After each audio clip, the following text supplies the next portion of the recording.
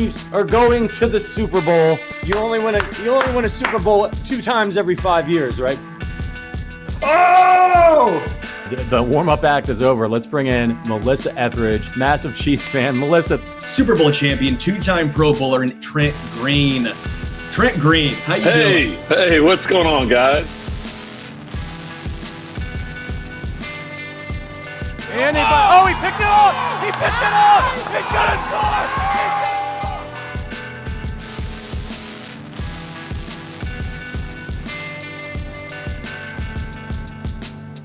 We'll see you next week. But until then, as always, go Chiefs. All right, welcome into the Arrowhead Addict podcast, Chiefs postgame show. Patrick Allen here with you. Sterling Holmes is here as well. Chiefs fall to the Houston Texans at Arrowhead, 20-10 in Sterling. I think a game that really just was an encapsulation of the Chiefs season, in which it was the Murphy's Law game, right? Everything that could go wrong did go wrong. And I think it just perfectly captured what the season has been, because everybody let them down. It wasn't one person. It was Andy. It was Mahomes. It was Travis Kelce. It was Rasheed Rice. It was the defense in the first half.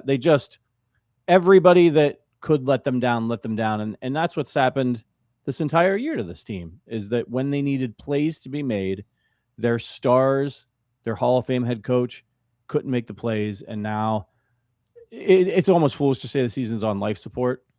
They're not going to make the playoffs. They do have a slim chance, but they're not. And even if they did, what are they going to do when they get there? How are you feeling after that absolute disaster of a performance? Horrible. Thanks for asking. Yeah, that sucked, man. It's just brutal football. It's horrible to watch. It's very unimaginative. It's dumbassery at its highest level. Even when they scored a touchdown, it was Kareem Hunt out of the shotgun on 4th down. At some point, again, I'm not fire Andy. He's earned too much for what he's done for KC in this Chiefs organization, right? Like, he's earned some leeway here. But dude, how many times do you have to run a halfback draw out of shotgun, go for 2 yards tops, and then you say, well, let's try that again? I mean, again, on 4th and 1 from the goal line, Kareem Hunt gave one of the best individual efforts you will see a running back have, because if he did not have that Herculean effort, that's another dumbass play from Nagy and Andy Reid. And that is the only touchdown the Chiefs scored. Offensively, this was a masterclass in ineptitude. It was drops. And again, we can rip on Andy all we want, but end of the day, yeah, they went for it on 4th down. Rasheed Rice dropped it. If he catches that ball, what do we say? Aggressive Andy, back at it again. If Travis Kelce makes a couple catches, they start moving the ball down the field, what do we say? I mean, you're right. It was everyone. It's the coaching staff. It's the offense. Defense played really well overall. There were a couple of 3rd downs in the first half that had you scratching your head. But overall, I thought the defense did their job. Chris Jones probably had his best game as a Chief this season, yet it did not matter. It's disheartening to see these same issues arise game after game after game, and yet all we're going to hear is, well, yeah, they were close. We just got to fix a couple things up. Got to clean some things up. There's no more left to clean. It's Dexter. There's blood all over the place. You ain't cleaning it up. Yeah, and look, and there's tons to talk about, and people drop balls and they didn't make plays, and everybody is culpable. But the Chiefs were losing at the end of this game because of Andy Reid. Andy Reid made, and I disagree. I know Rasheed Rice dropped the ball.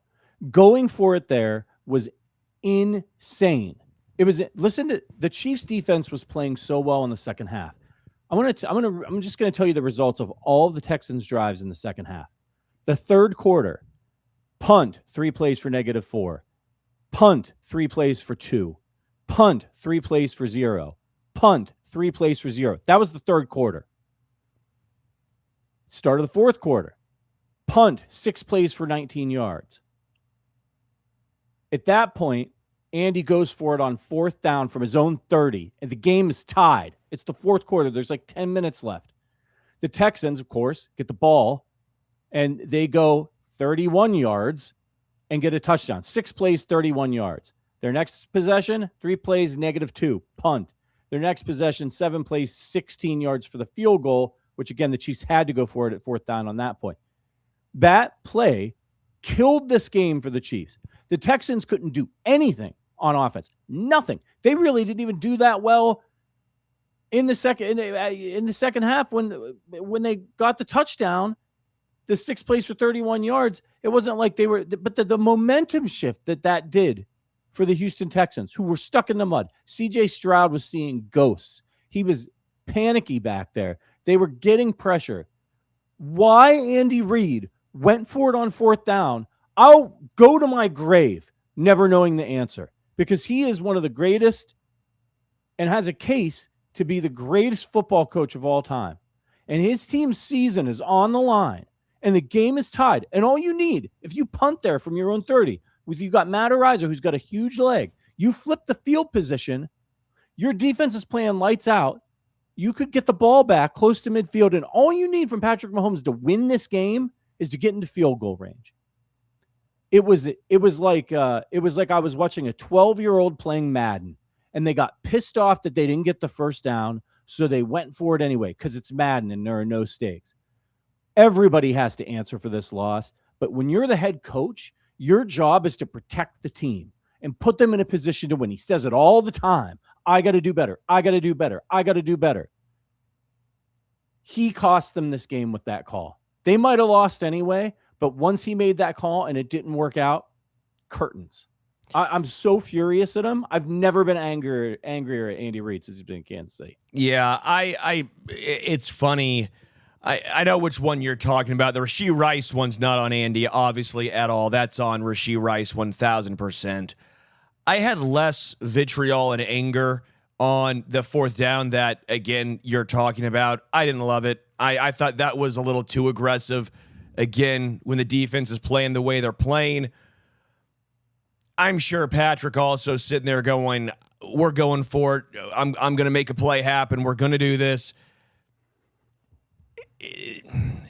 Yeah. I'm not thrilled by it, but I don't have the same anger, I guess, as you. And I think a lot of people have on that fourth down. And I get the side of it, but I do like when Andy Reid's aggressive, traditionally speaking. I know the game script does matter. The game script in this game was more of a field position game, but anytime you're sitting here saying, hey, Andy's going to be aggressive and give Patrick a chance, I can't just find immense fault with it, if that's fair. It's funny, you look at the box score, and Patrick looked like he played a horrible game. I mean, Patrick wasn't perfect, but like you look at the box score, you look like this is one of the worst quarterbacks. It looks like Brady Cook today for the Jets. But what we saw was the box score did not say anything of the actuality of the game itself, at least in my opinion. It's just a full-fledged disaster of Brett Veach almost tried running the team back. That got blown out in the Super Bowl, but you talk yourself into saying, well, they made it to 3 straight. They at least made it to the Super Bowl. They're going to figure it out. They look old. They look tired. They look slow. They look worn down. I'm not going to say they don't care. I mean, you see the emotion on Travis Kelce's face. You see the emotion. I'm looking at some texts from people who are there, and what I'm seeing is allegedly some players have already left and the locker room's not even open yet, which is not good. It's just, I think they care. It's just, I think they're tired and changes have to be had. I think that's the best way of saying it. I'm not saying clean house, but changes need to happen because clearly the same mistakes have happened for 13 straight games, 14 if you count the Super Bowl, and it was on a decline all of last year. They got away with it. They're not getting away with it this year. Yeah, you need some changes. You need to shake things up a little bit. I'm not saying fire Andy Reid, but all good things kind of come to an end or get stale, and change is good. Change is a good thing. It's a healthy thing. It brings in new ideas. We talk about diversity of thought and why that's so important. You've been so successful. It's working. I get it. You're not going to make major changes, especially in your coaching staff and those types of things. You were just in 5 of the last 6 Super Bowls, for God's sake. So I fault them for some things, not addressing the running game in the draft and all that stuff. But I don't fault them. I do think that they had the pieces to be generally a better team this year, but the lack of sharpness from the players is really concerning. And that's where you start to wonder, like, maybe there needs to be some new ideas to kind of reframe everybody's way of thinking and way of doing things to give them a jolt of energy. I want to get to some super chats from Phantom. This loss perfectly encapsulates the 2025 Chiefs. Andy Reid's decision was coaching malpractice. I could not agree with you anymore. There's more. Let me just scroll down to them. At B Green just says Drake. And I think I missed one more. Oh yeah, a couple more. B Green says, drop.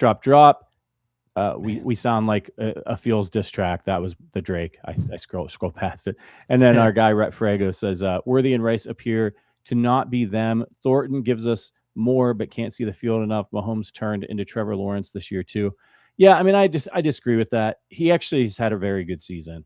He's had a very good season by all the advanced metrics. And even this game, I think you're right, Sterling. If you watched the guy play, I mean, he played his ass off. He wasn't perfect by any stretch, but I mean, he was in a horrendous set of circumstances. He's no offensive line at this point, going up against the number 1 defense.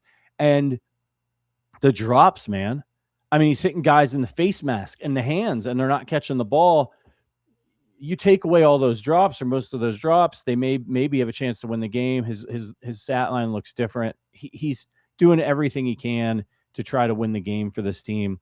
And it's really a shame that it's just a lost season in this great golden era that is the Patrick Mahomes era. But make no mistake about it, he'll be back. He's fine. They just need to shake some things up, I think, particularly on the defensive side of the ball. I know they played out of their mind in the second half. But I'll say this, Sterling.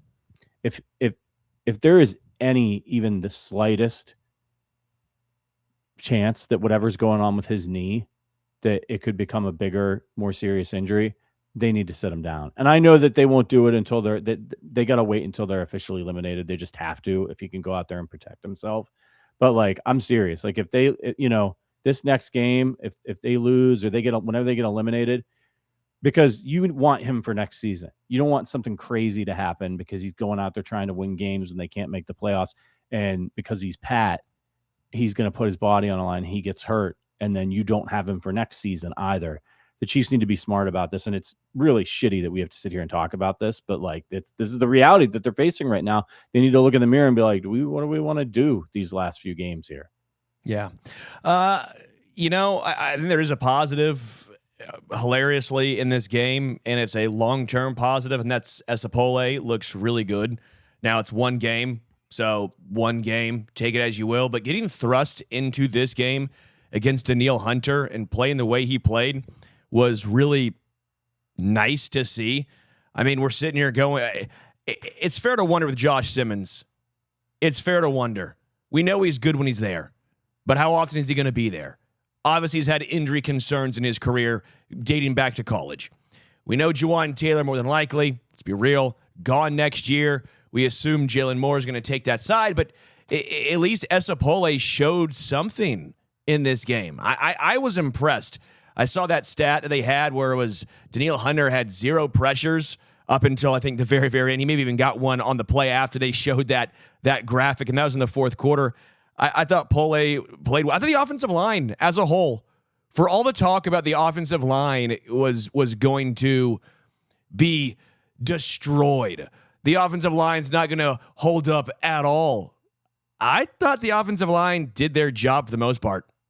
I did. And I see a lot in the chat in regards to, well, the weapons and this, that, and the other. Weren't we all thrilled by the weapons going into this season? And I'm not talking like trying to pray for Kadarius Toney to break out. I'm talking Rashee Rice, we knew. Xavier Worthy's a first rounder. Travis Kelce coming back. Noah Gray has a decent contract, large contract for a tight end too.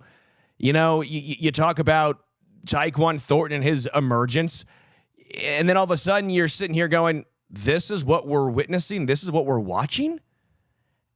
Yeah. I do think part of it is the coaching staff doesn't use them in the best way. And I'm not saying I'm smarter than Andy Reid and Matt Nagy, but I think we can all see, for example, running out of shotgun doesn't bleep and work. Tyquan Thornton is your best deep ball receiver, and Xavier Worthy's good on these intermediate routes. Yet they don't use Xavier Worthy hardly at all. The one time he did run an intermediate route, what happened? He got open. Easy catch. 22 yards. Like, we see the glimpses, and you're left wondering, what the hell are they looking at? What do they see in practice that says, yeah, Xavier Worthy, who has an injured shoulder and does not come back for the ball, that's the guy we want on deep balls. Yeah, Hollywood Brown, who's shown no ability to catch the ball over the middle of the field, that's what we want to run the intermediate routes. I'm just perplexed. Yeah, I look, I agree with you. Esapole, that's awesome, man. I mean, look, this is a guy that the Chiefs still let go, ended up with the Jets.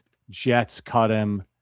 So I'm glad, like, he flashed in preseason and he played well, it seems, in this game. I want to go back and look at the tape against in a really bad situation against a really good pass rush. That's promising. You know, lots of people have good games in the NFL and like can't hack it in the NFL.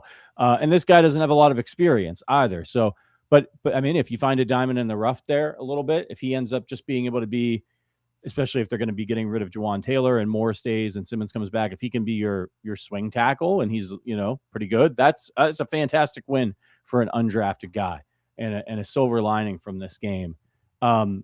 It's just crazy, man. You see the shades of a good, maybe even great team at times here, right? They've moved the ball offensively. They've put up big numbers. They are a top 10 offense, a top 10 defense coming into this game. But you wouldn't know it because they've been so bad situationally. And I've been saying for a while now that I think that the team is suffering, that the organization is suffering from a little bit of hubris.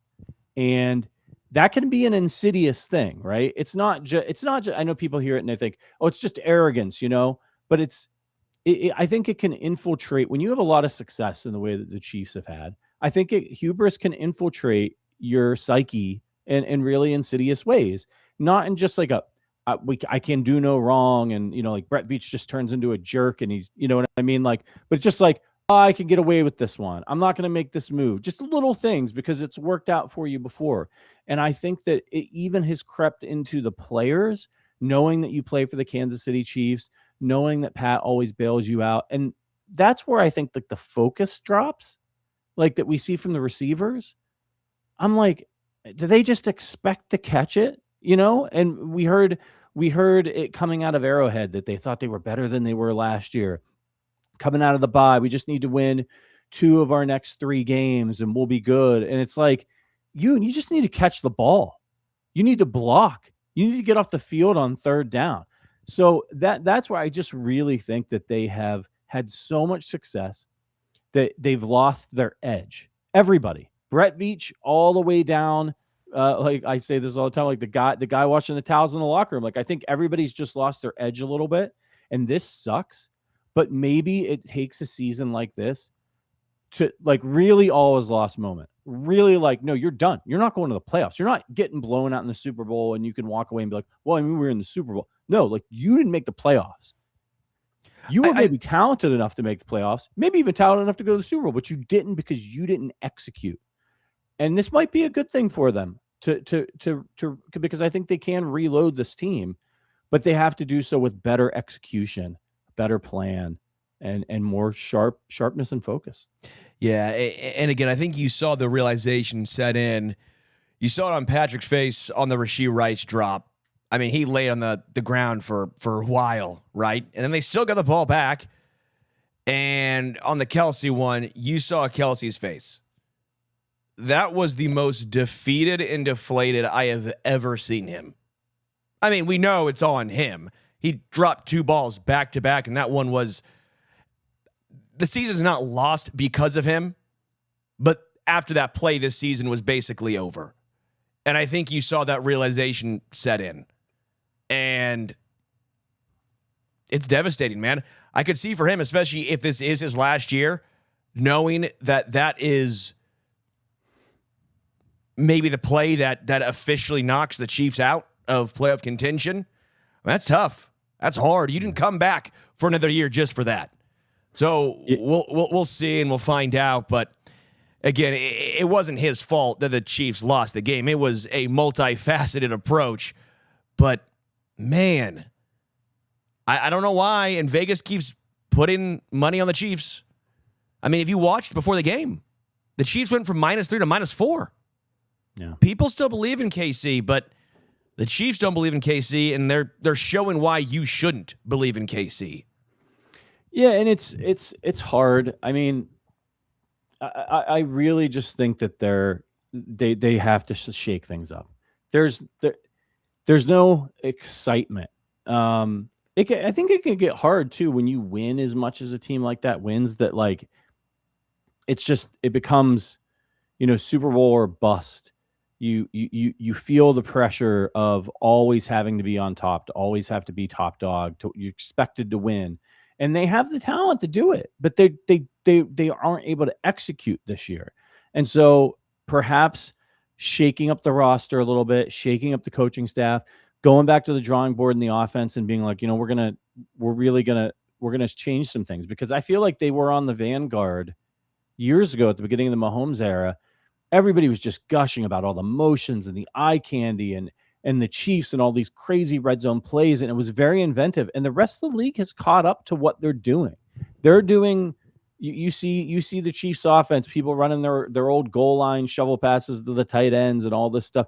Like they haven't really been very inventive on the offensive side of the ball, even though they've had success, particularly this year, as far as putting up stats go. And I think it may be time to go back to the drawing board a little bit. And maybe it is. And this is up to Andy, right? Like if he's sticking around, he's the offensive guy. What are you going to do? How are you going to change your offense so that everybody is back on their heels? Because all the RPOs and all that stuff and having Patrick Mahomes back got you into a league, you changed the league, and the league has changed to shell coverages, dare you to run, all of that stuff. And what Andy Reid has not done is adjusted. He hasn't adjusted the offense. They haven't gotten themselves a good running back that can be explosive. They won't run from under center. They won't pass from under center. They certainly won't pass from under center. And that's what is working against these defenses that adjusted to stop Patrick Mahomes. And the Chiefs and Patrick Mahomes are still doing the same shit that they were doing before, and it's not working as well. Yeah, I mean, this is going to be an entire off-season conversation that we're going to have on the Arrowhead Addict channel, so stick around. I know the season might not be going the way the Chiefs and we all thought it was going to go, but we'll have some fun with some of these overarching philosophical talks. Again, I've been on the category of, if you get the Sauce Gardner return, you probably trade McDuffie, which now I don't think you're getting that return. Hopefully the injury's not brutal. Noah Williams looked pretty good. He's looking like a guy who's blossoming. The defensive line, I love Spags. I want Spags to stay. But I also think that at some point you have to have a conversation of the guys you like at D end aren't guys that are good in the NFL anymore. That style of player isn't going to get you a lot of pressure, especially whenever Chris Jones starts to really decline. He's had a bad year. He had a great game. And when he has a great game, the defensive line can do their job. But if he's not going to have a great game, you see what happens the rest of the season. The D-line has looked really, really bad. So at some point, you have to say, hey, Spags, I know you like these guys that set the edge, but at some point, we need guys who can get consistent, quick pressure, right? And again, same thing with Andy Reid. I'm not saying fire Andy Reid, but I'm saying same thing as you. Adjustments have to be made. The RPOs, the running draws out of shotgun. The NFL knows what you're doing. You have to adjust. And I think they just thought, hey, we've gone to 3 straight Super Bowls. Why should we adjust? We're going to go right back. We'll go to 4 straight. We'll make it work. It's worked for us before, so why will it not work again? And when you get complacent, this is what you see. This is a complacent Chiefs team. Yeah. And I think You know, one of the best players that they've had all year has been Tyquan Thornton. And Tyquan Thornton, the interesting thing about him is that, right, he's a bust and he's trying to prove himself. And every time he gets an opportunity, I know he wasn't able to hold on to that one, but that was a great play by the DB. Good throw by Patrick. Just, the guy made a play and he got hit hard. He has flashed every time he's gotten an opportunity. He's either made a play or almost made a huge play for this team and gotten open. This is a guy that's trying to prove himself. He's not taking anything for granted. He's not like, I'm on the Chiefs, I'm going to go get a Super Bowl. Who else has played really well this year that has a lot to prove? Kareem Hunt. Kareem Hunt wants to come back. He just is trying to make it up to Chiefs Kingdom and playing his butt off. And he wants to make up for the time that he lost wasting away on the Browns and not being in the league because of his own actions. That's what the Chiefs need more of. And a lot of their young stars and stuff who came in the middle of this dynasty, they've never had any. Like, they just walked right in and started winning Super Bowls, And I think that this is going to be good for everybody because everybody needs to play like Tyquan Thornton. Everybody needs to play like Kareem Hunt. They need to play like this could be their last game in the NFL. Not that they just need to win 2 out of the next 3. Not that their offense is better this year than that. Like, oh, our offense, it only didn't work because we just didn't have the good enough receivers. It's like, well, they also have to catch, So you went from them not being able to catch to them not being able to get open to them not being able to catch again. So there's where we are, right? So you need some focus here. We have one more super chat or a couple. Shout out to Chris, who joined AA Rookie Camp. If you want to become a member of the Arrowhead Addict podcast, lots of commiserating happening in the Discord right now. Check out the link in the description on YouTube. Our old Wiley Possum says, Chiefs have been a team of panic, play, and every close game. When inches were needed, miles were lost. Started with coaches, then playmakers. We had no answers this year when it mattered most. We're going to talk more about this game and break it down what happened in just a second. But first, football's back, and underdog is the best place to play if you want to get in on all the action, especially since you're going to be trying to entertain yourselves with other games. Just get off the bench and get in the game. Head over to Underdog and get in on the action. Playing Underdog is easy. Just pick whether your favorite players are going to go higher or lower, probably lower in this case, on stats like rushing yards, receptions, touchdowns, and more. If you get your picks right, you can win up to 5,000 times your cash. Underdog is a lot of fun, easy to play. Monday Night Football, I've got Jalen Hurts for over half a rushing or receiving touchdown. I think he's going to get in a couple times against that Chargers defense. And give me Omarion Hampton higher than half a rushing or receiving touchdown. He's going to get back in the mix, and I think they're going to want to get him in the end zone. So listen, all you got to do is download their app today, sign up with our promo code Arrowhead to score $100 in bonus entries when you play your first $5. That's promo code Arrowhead Addict. Underdog. Make picks, win money. Must be 18 plus, 19 plus in Alabama, Nebraska, 19 plus Colorado for some games, 21 plus in Arizona, Massachusetts, and Virginia. I'm present in the state where Underdog Fantasy operates. Terms apply. See assets.underdog.com/web/play and get terms _DFS_.html for details. Offer not valid in Maryland, Michigan, New Jersey, New York, Ohio, Pennsylvania. Concerned about your play? Call 1-800-GAMBLER. Visit www.ncpgambling.org. In New York, call the 24/7 HOPE line at 1-877-8-HOPE New York or text 8-HOPE New York to 467-369. That was good, Patrick. That was a good one by you. It was clean. Yeah. I appreciate it. That was much cleaner than the Chiefs team. It was much cleaner than the Chiefs team. By the way, I saw that in the chat. I think Jason, I forget your last name, but I saw your message. Yeah, I do. If the Chiefs miss the playoffs, which it sure looks like they're going to, I said I'll give $100. I'll bet you $100. So you name the charity you wanted to go to.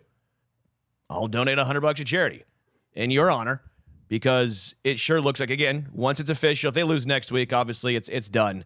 But yeah, I made my word. If the Chiefs don't make the playoffs, $100. Charity of your choice, you let me know. We'll do that because this Chiefs team let me down. Hey, I will also point out, no one wants to hear it right now. I don't want to hear it right now. I really don't want to hear this right now. But some slight nuance has to be had. This team has been to 5 Super Bowls, 7 straight AFC championship games. They went to 3 straight Super Bowls. They won 2 of them. this was the worst possible outcome of anything we could think. I mean, this was the worst possible outcome almost every single game we saw.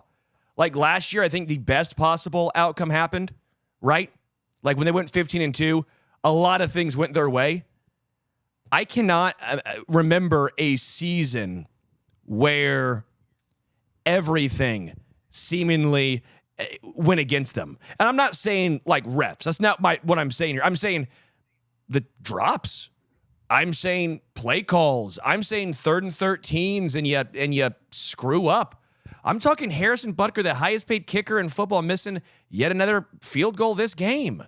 Like, it's just mind-numbingly dumb how often it feels like in every single big moment, they collapsed. And we have not seen that from this Chiefs team in the past 7 years. And so part of me wants to be like, yeah, this is bad. And in the moment right now, I don't want to hear it.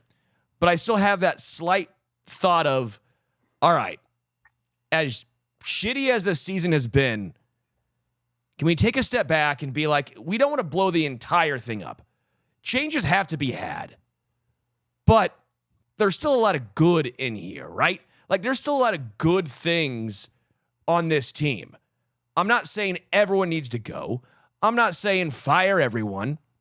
But it's so hard to, you miss the forest for the trees sometimes. Yeah, I really think that a little bit of the chip should be back on the shoulder after this. And look, I see the trolls in the chat. Hey, have a day. When I see that many trolls grave dancing and celebrating the Chiefs, it's just a reminder to me, not that this season didn't go our way, but that we've won so much. Our team has won so much and won so many Super Bowls and been dominant for so long that much hate has boiled up in the rest of the NFL fandoms that they're celebrating our downfall. That's great. Congratulations. Like, enjoy. I'll go back and reminisce about the 5 Super Bowls out of the last 6 years that I got to see my team playing and see in person and all this stuff. Like, and we still have a franchise quarterback. And I think a little bit of a philosophy switch. When Brett Veach first got on the job, he was a bit more aggressive, going and getting Frank Clark. And I know people hated that contract. Well, you know what? Frank Clark made plays in the playoffs. Playoff Frank helped this team win Super Bowls. I hate that contract. I hated the contract too, but I loved the way that dude showed up in key moments in the playoffs for us. He traded high-end draft picks to get all that stuff. So I think I would like to see a little bit of a return. I would like to see Brett Veach move a little bit in the direction of Howie Roseman.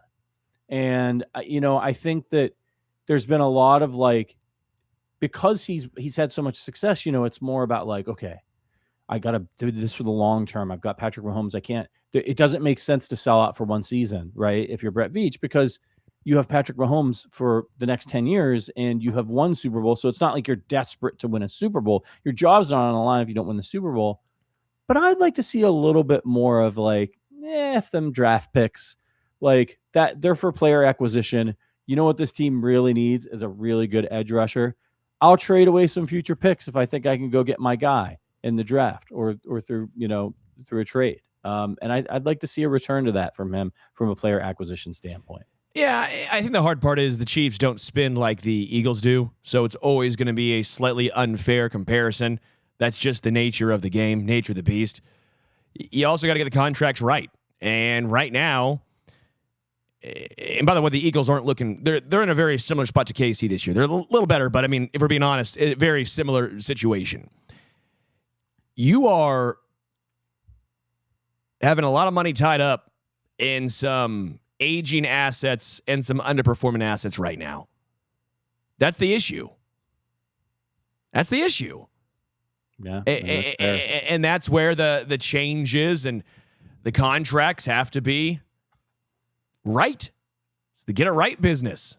and you got to get it right. And again, Esapole, he looks good. That looks like a smart, astute player that you brought back. You had him, went to the Jets. He comes back, gets thrown into action, and he looked good. Like that. Those are the ones that also help your team in the long run.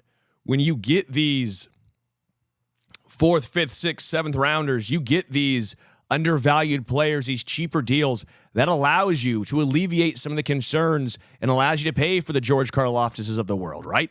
Maybe it is a slight overpay, but it allows you to pay for guys that you at least trust, for guys that at least have some sort of floor, else then you would be rolling out Mike Dana and Charles Omenihu out there. We don't want to see that. Like, there's a lot of things that just this year went wrong. It went wrong. At some point, you don't care what the analytics say. The analytics might love KC, but this isn't baseball. There's not 162 games. There's 17. You got to get it right in those games. And yeah, Brett Veach has to get it right. And I say this too, from silent, Nick Bonito has almost more sacks than the entire Chiefs team, which is funny because Nick Bonito, not a Spags guy. It's kind of the point I'm trying to make is they could have had him. And they're like, yeah, he's not a Spags guy. We don't want Bonito. He doesn't set the edge the way that Mike Dana could or Karlaftis could. Like, again, there's some philosophical changes that need to be had. And I'm not saying that some of the guys who are currently in the organization can't be those guys still. Yeah, we get a couple more super chats to get to. Christopher says, at this point, I'm hoping the Raiders win out so we can get the 4th place schedule next year. All right, let's not be crazy here. Let's not simmer down. I want a good draft pick too at this point, but we're going to be rooting for the Raiders. Robbie Ray says, Jordan Tyson or Carnell Tate, y'all should draft. Carnell Tate is unbelievable. And I saw another one out there from Jamie Power. Says, hey, Pat, at least Rory, that's my son, who is 1.5. Won't remember this season. Hope he sleeps through the night for you tonight. Thanks for being there for us all. Appreciate you. He's been sleeping well. Rough weekend for me because I'm an Ohio State fan. So I'm just getting disappointment all over the place. But again, perspective, right? Perspective. Oh, bleep you. What was me? Bleep you. You're the college football playoffs. I'm a Mizzou fan. We can't have anything nice. Yeah. We got our ass handed us by Kansas today. Okay? Today sucked for me. I also ate a big-ass ant. Okay? I ate hormigas colonas. Okay? One of my best friends, his wife's from Colombia. Okay? And so they eat big-ass ants, hormigas colonas. And we had a Colombian kind of party over their place earlier today. It was great. I love Colombian food. Outstanding. But then they bust out the hormigas colonas, and I was like, okay, I'll have some. Tastes like popcorn if you're not looking. Very salty, crunchy, not bad. Like but an I ant, did like it. An insect ant. An ant. Yes, but giant ant. How big is it? A giant ant. I'm talking like it's thick. That thing is a piece of popcorn size. And I tried doing that to try and give the Chiefs good luck. Okay, that's my we. If you notice, I tried my best not to say we, right? I don't care if fans do it, but I don't play for the Chiefs. I have to cover the Chiefs. So I don't say we. That was going to be my we was, you know what? I'm going to try and do something that's going to make me feel like I'm doing a part. I'm not superstitious, but I'm a little stitious. And that stitious didn't work. Yeah, I shaved my beard off for the Chiefs today. I was like, I haven't shaved all football season. And I was like, it's my fault. I've been growing this beard. The Chiefs can't win. I'm cursed them. I shaved my beard off. You ate a giant ant, and they still lost. Listen, we're gonna keep talking about this game. We're gonna keep having a little bit of a mini therapy session here for all of us in Chiefs Kingdom. In just a minute, we're gonna take a quick break, but we'll be right back on the other side. It's the Arrowhead Addict podcast. All right, Arrowhead Addict fam, let me set the scene for you. It's like 20 degrees in Chicago. We've got 8 inches of snow out there, and all I want to do is stay inside by the fire, wrapped in the bubble cuddle blanket from Cozy Earth. I'm not going anywhere. Cozy Earth makes these insanely soft sheets crafted from viscose from bamboo that actually helps you sleep cooler. You can pile on the blankets now without waking up in a sweat. It's perfect for crashing after a long day or a late night football game that doesn't go your way. And the bubble cuddle blanket, it's got this textured bubble design and it's soft faux fur feel. It's midweight. It drapes over you perfectly. It's become my go-to for the couch, bed, and basically anytime I decide I'm not leaving the house. Here's the best part. Cozy Earth backs it up with a 100-night sleep trial and a 10-year warranty. So yeah, they know you're going to get hooked.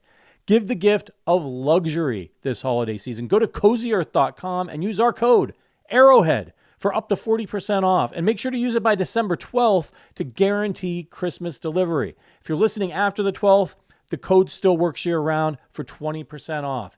And if you see a post-purchase survey, tell them you heard about Cozy Earth on the Arrowhead Addict podcast. Give the gift of comfort that lasts beyond the holidays and straight into a very cozy new year. You better believe I'm going to be going straight to my bubble cuddle blanket after this podcast. I mean, I might just wrap that thing around me, walk out into the snow in my backyard and sit down and hope I freeze to death like Jack Nicholson at the end of The Shining. Okay. That's how I feel right now. How about this? Because we know the reality of the Chiefs right now. We can talk about it. We can be sad about it.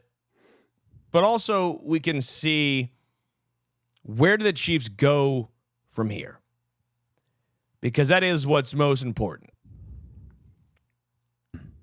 I know I've seen some Harrison Butker talks. You're not cutting him. Contract's not going to let you cut him. Harrison Butker's here next year. You're not getting out of that. Not happening.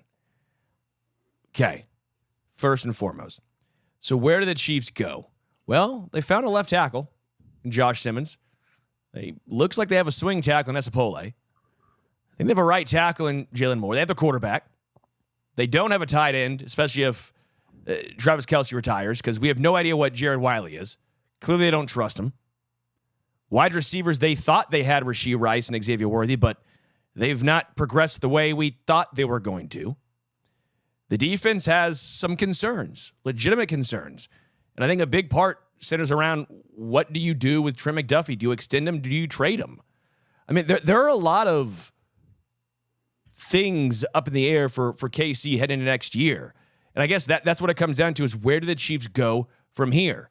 I guess for me, part of it is, I want to see, even if you're not going to make the playoffs, some philosophical changes.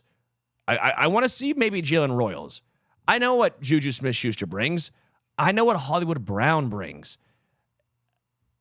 Do you try Jalen Royals? Do you try more Brashard Smith?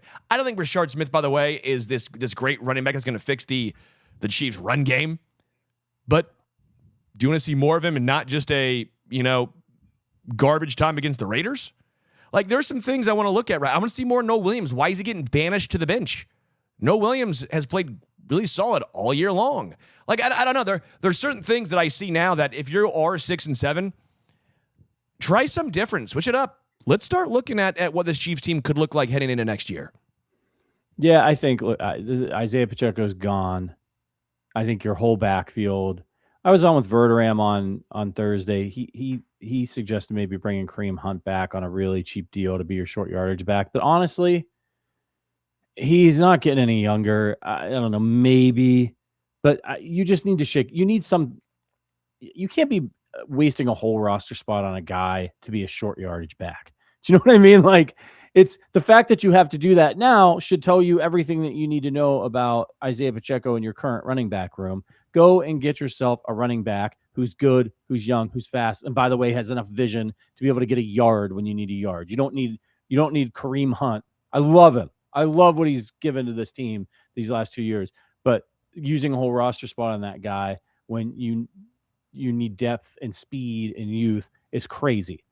So I think you're going to see a completely new running back room. Obviously, Brashard Smith will be there. But, I mean, my God, man. Trent McDuffie, when you started suggesting that they should trade him, I was angry when I saw you talking about that. This was a couple weeks ago. This was when the Sauce Gardner trade happened, by the way. Yeah. And I think that you might be onto something.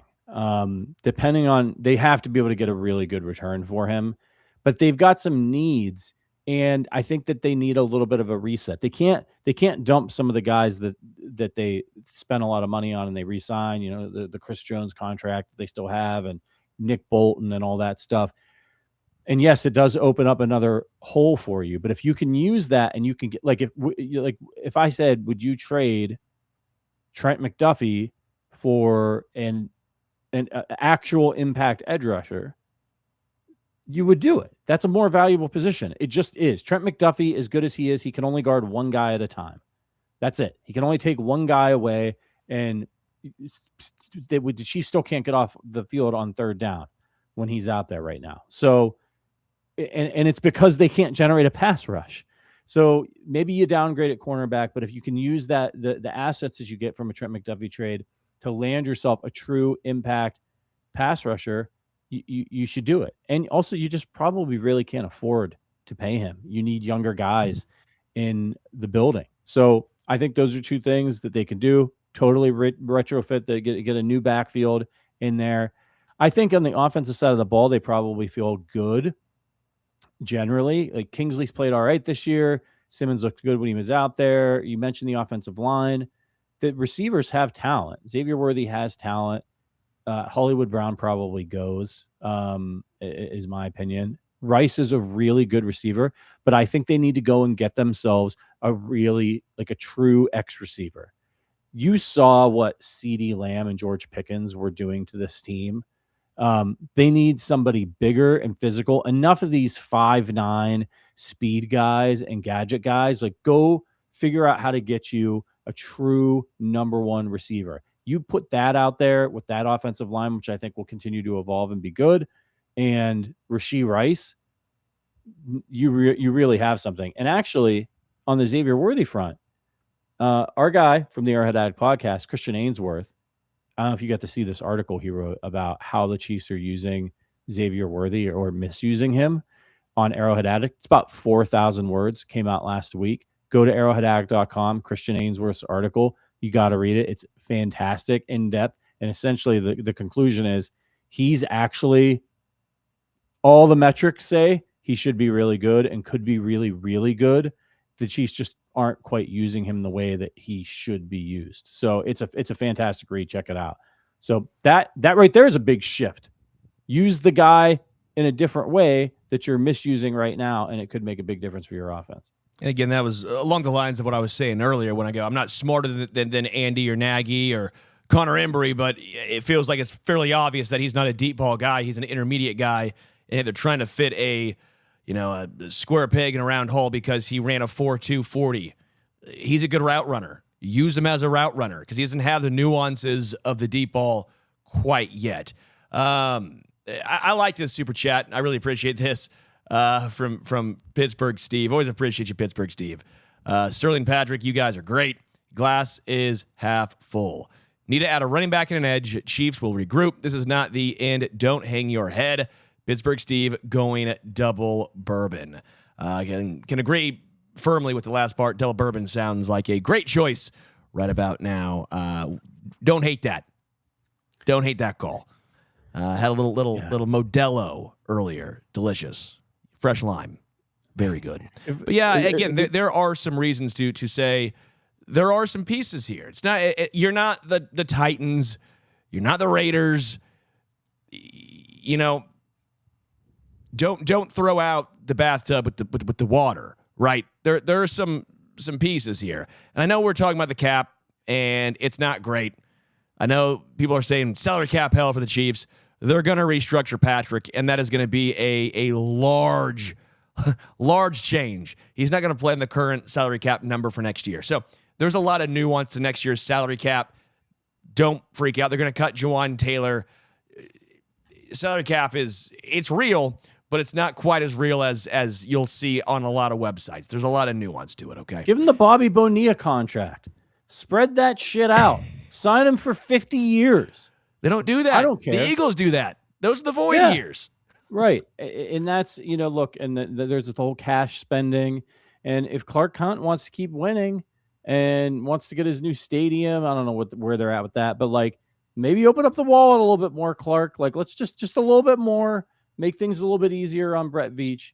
As we turn back to this game, what happened? Because it wasn't all bad. Wait, real quick, this is really funny.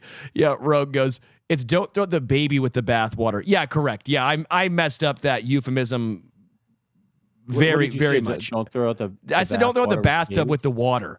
I just was doing like a Ricky from Trailer Park Boys right there. Don't throw any bathtubs, guys. If you throw bathtubs, just be careful throwing bathtubs. Okay? That Chiefs game did a number on me because I am.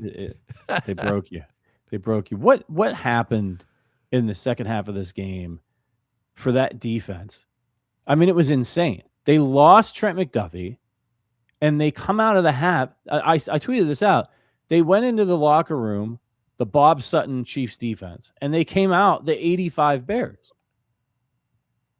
And that's what makes the Andy Reid decision so much more infuriating. But enough about that. I mean, what do you think it was in the second half what adjustments? What did they do? How did they do that? The Texans could do nothing. Nothing. I read you the plays. It was 3 and out, 3 and out, 3 and out in the third quarter. Spags does this a lot, by the way. Spags has been a masterclass throughout his career of the first drive or two. Oh no, it looks so bad. And then all of a sudden it's like, oh wow, the Chiefs defense actually played a really good game. I always liken it to a boxer where he wants to see what you're going to do. And then he just takes it away and the other team's left perplexed, befuddled, bamboozled. That is what it feels like, at least to me. And it hasn't worked the entire year because there's been some games that have been head scratching. But part of me, and again, this is also on him because, yeah, Veach drafts the guys, but he tells who he wants on defense. You can bring in Josh Uche, but if Spags isn't going to play Josh Uche, then it doesn't matter because he doesn't fill his specific role. So it is on Spags to an extent. But when you don't get a pass rush, you got to send extra guys. When you send extra guys, all of a sudden, you have one-on-ones on the outside. And eventually, guys are going to win. And so when you're playing teams with good wide receivers, the Cowboys, the Chargers to an extent, right? You're going to get beat. And so we've seen this Chiefs defense look confusing at times. And Spags has owned up to it a lot. But when you don't have a pass rush and you can't get home before, you're going to have a lot of inconsistencies and some inconsistent games. It was, the defensively, the Chiefs, they matched the Texans, who were the number one defense in the league in this game. They held them to 268 yards, 4.1 yards per play, 186 passing yards. The Texans tried their damnedest to run the ball in this game, could not do it. 82 rushing yards in this one on 31 attempts. That's 2.6 per carry. Held them to 2 of 4 in the red zone. The Texans were penalized more times than the Chiefs. 8 for 59 yards. The Chiefs only had 5 penalties for 21 yards. And then they were 8 of 18 on third down. The Chiefs just situationally were worse. When they needed to make a play, get a big first down, they made it, the Texans. And when the Chiefs needed a big play, they didn't situationally. I mean, Travis Kelce just absolutely murdered them. But that's been all year. Yeah. It's been all year. He's played better this year. No. The situational. The situational mistakes have destroyed this team all year long. It's, again, been the complete opposite of last year where it felt like everything in big-time moments went their way. That's why I said some nuance is needed as far as, is this team just that much worse? Is it luck? Is it variance? Whatever it is, the NFL is built for parity, and you're seeing parity on a level that the NFL has to be thrilled with. I mean, the NFL has to be thrilled with the emergence of some teams, the regression of some teams, and with the amount of teams that at least have something, either they're playing for the playoffs, something to play for, or at least they have some young guys that look like the part. This is to me, this is what the NFL wants. They want parity. They're getting parity. Yeah, they are indeed. One more super chat here from WDE Berthard. shocked and numb, yes, even after this season, about how we clawed back 10-10, had the ball, and couldn't even go up by 3. Had we, I think we would have won.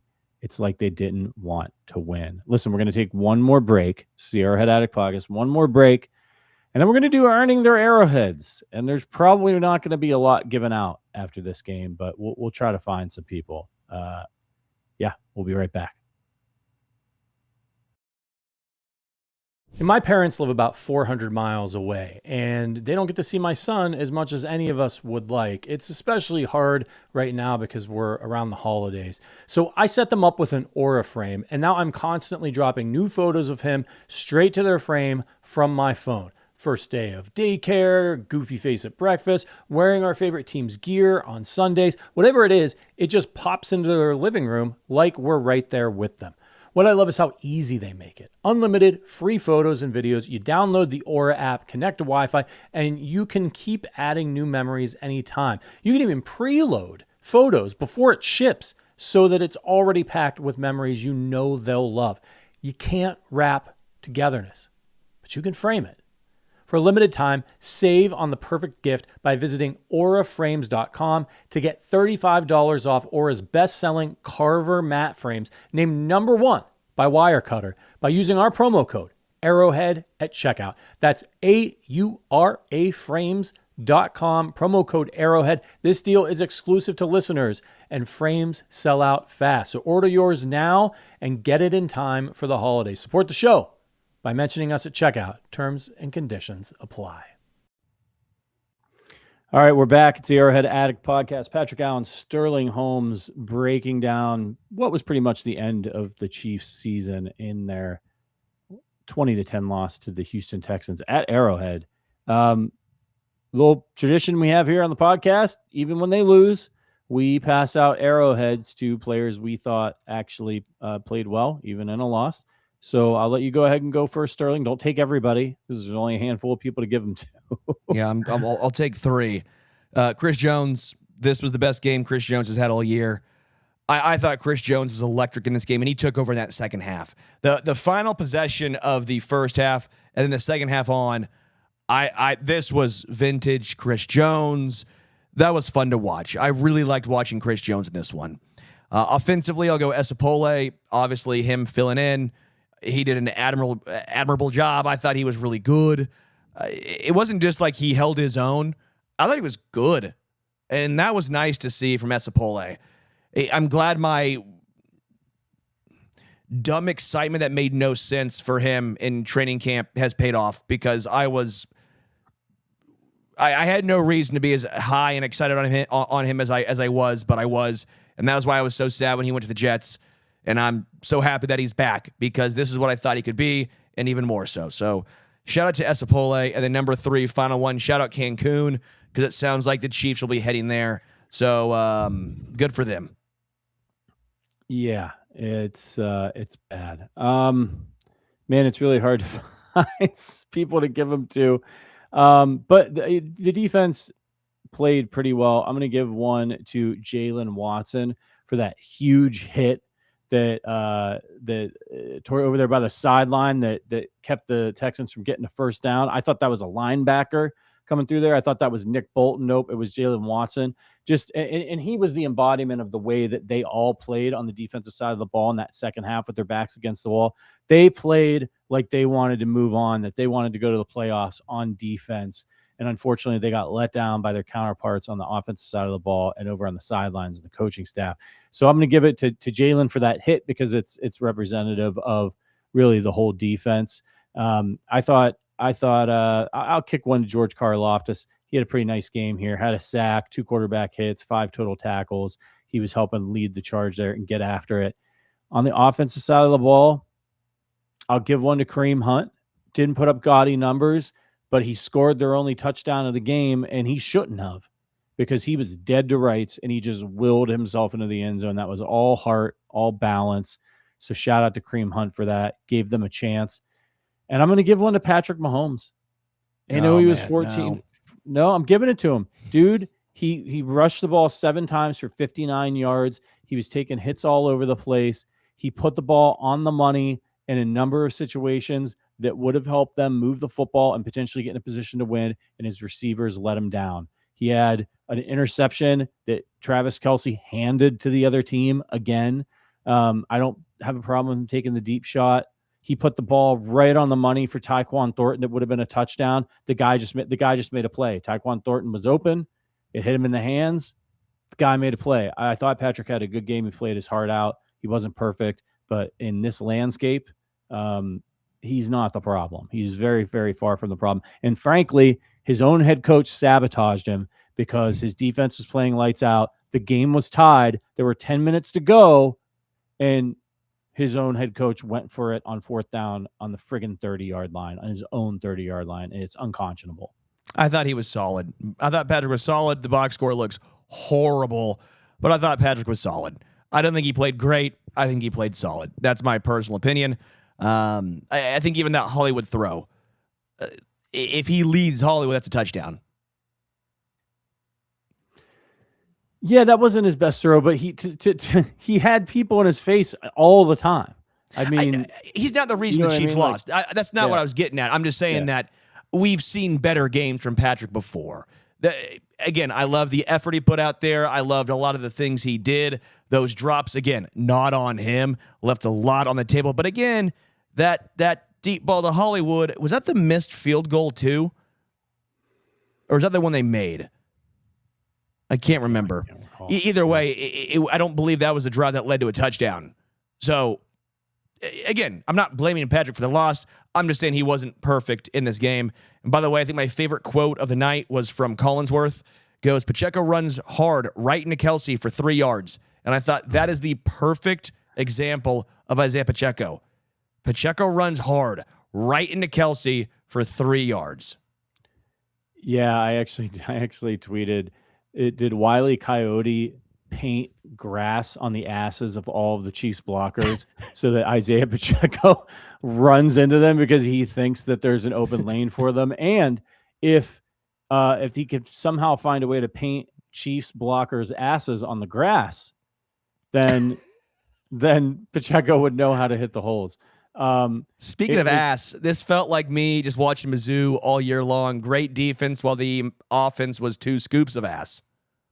Yeah, it was 2 scoops. I'm seeing anything on Twitter. I'm seeing anything from 9 to 10 drops from Chiefs pass catchers in quotes in this game tonight. So, I mean, him hitting Kelce in the hands, it's just in crunch time. And what are you going to do? He can't do everything. He can't throw the ball and run down there and catch it. You can count them up. Kelce had back-to-back drops. Rice had 1, that's 3. Kareem had 1, that's 4. Noah Gray had 2, that's 6. I don't know if I'm counting Tyquan Thornton's a drop. I think he probably could have caught it. Should have, I think, is a strong word. It was a great play by the defense. Like, if a Chiefs defender makes that play, I think we're saying, what a play by the defender. Right? Yeah. So that's a tough one. Off the top of my head, just right there, that's 6. And those are all legit 6. There's no nuance in there. It was bad, man. It was just bad all around. So I know we got to get out of here. I guess one of the things we like to do on this podcast, because we know a lot of people listen to this podcast, and Chiefs football, and by extension, because of Chiefs football, this podcast brings a lot of joy to people. We got people out there that listen to us who are truck drivers, who are on the road, and they're part of the community. This is a holidays, can be a tough time of year for people. The Chiefs often are bringing joy to Chiefs fans this time of the year. What did you have any kind of message for a Chiefs fan out there who listens to this podcast, who's feeling down, who's frustrated? Any words of wisdom for them? Oh man. Hit me up. Let's grab a beer. My man. This guy. I don't know. He's married, by the way, ladies. He's married. So if you were getting an idea, how about put on the JD McPherson album, Socks. Hell of a Christmas album. Maybe the best Christmas album ever. Check it out. JD McPherson, Socks. That'll make you feel better. Look, the Chiefs do have a 16% chance to make the playoffs, but at this point, you're just looking for a pulse from this team down the stretch, some things to build on. Now's the time if you got some young guys that you want to play, like a Brashard Smith. Once they're officially eliminated, you do have to keep playing because stranger things have happened. We've seen, remember that year years ago, the Chiefs got in because a terrible 49ers team led by Alex Smith ended up winning when they weren't supposed to. So it can happen. But I think if I had to give some advice to anybody out there who's feeling down, I would say just try to find some perspective. This sucks. Chiefs football means a lot to all of us, and things just didn't go our way this year. But it's not the end of anything. It's time to reload, go to draft season, go to free agency. If you think you're bummed, the people in one Arrowhead Drive are devastated with how this season is going. And whether it was hubris or just bad luck or a combination of those things, they're going to try to figure out a way to get this thing rocking and rolling again because they have Patrick Mahomes as their quarterback. And they're not just going to sit back and hope things fix themselves. So that could be very exciting because as Sterling and I have been saying in this podcast, could shake things up. So count your blessings. This has been an unbelievable run. What do you got? They do still have a 16% chance of making the playoffs. So with that being said, was it over when the Germans bombed Pearl Harbor? No, it was not. It wasn't over. Nope, that wasn't the end. Animal House reference. Come on. Yeah, Come on, kids. Yeah. Ask your dad about it. Patrick Mahomes is in his prime. You have 3 Super Bowl wins, a ton of Super Bowl memories, and hey, adversity is a good thing. Can be a good thing. Change can be a good thing. So let's see if a little bit extra pressure makes some more diamonds in the form of Super Bowl rings in Kansas City. More to come. We're gonna be breaking everything down here on the Arrowhead Addict podcast. And that's one thing, if you're feeling down, we don't go anywhere. We're sickos. We'll be here doing shows pretty much every day for the rest of the season, even if they're eliminated from the playoffs and all through the off season. Because again, we're Chiefs sickos. So your friends at the Arrowhead Addict podcast are not going to abandon you. We will be here to talk you through it until things get back on track. We appreciate all of you for watching. Shout out to all of our members. Again, if you want to become a member of the Arrowhead Addict podcast, make sure you click the link in the description. Lots of great people to get to know on our private Discord, our fantasy football league, which I may win. I am red hot right now in the members league over in the Arrowhead Addict East League. So check it out. And thank you. Thank you for your support. I'm winning the league. Don't. You think so? Dude, you serious? Are you over there? You're in the West, right? It's not even close. Come on. I knew someone wasn't going to get the Germans bombed Pearl Harbor. Come on. Watch a movie. Come on. Ask your dad about it. Come on. Google the Germans. Was it over when the Germans bombed Pearl Harbor? Come on. You blue sky. Come on. Anyway, we are going to get out of here. Thank you to producer Sean for getting us up and running tonight. Thank you to our pal Price Carter, who was holding it down in the pregame and the halftime show. For Sterling Holmes, I'm Patrick Allen. Sterling, you'll see you on the radio. I'll see you on Thursday. Until then, as always, go Chiefs.